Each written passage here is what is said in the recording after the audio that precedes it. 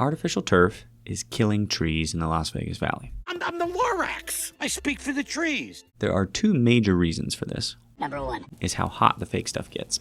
If it's 104 degrees outside, synthetic turf is around 180 degrees. And most people are aware that real grass cools the ambient temperature, but it also cools the soil temperature and adds organic material that is good for the soil.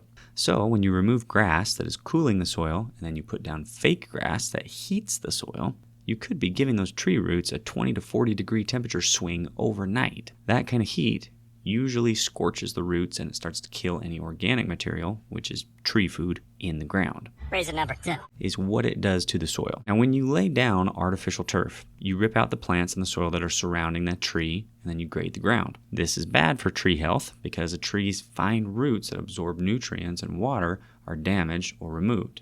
Then the ground is compressed and a layer of filler is applied. This is really bad for trees because soil compression suffocates the remaining roots. I can't breathe. What's that? I can't breathe. And makes it much harder for water to move any deeper than the compressed ground. Turf is then laid out, which introduces pfas, carcinogens, and forever chemicals into the environment.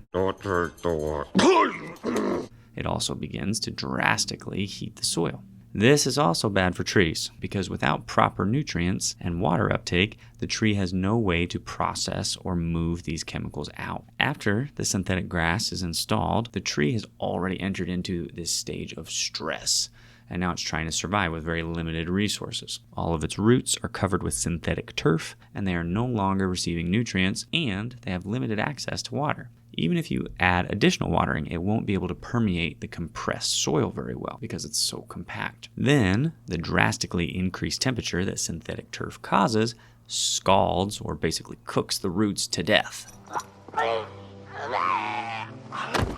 The remaining roots will now start to rot and die. And once the majority of the roots are dead, there is no hope for the trees. You are killing the trees. TexasTreeSurgeons.com said, as arborists and tree lovers, we do not recommend synthetic turf be installed anywhere near a tree. While your tree will not die immediately, and you may be reassured by your install company that they have never seen a tree die from artificial turf, it will kill it.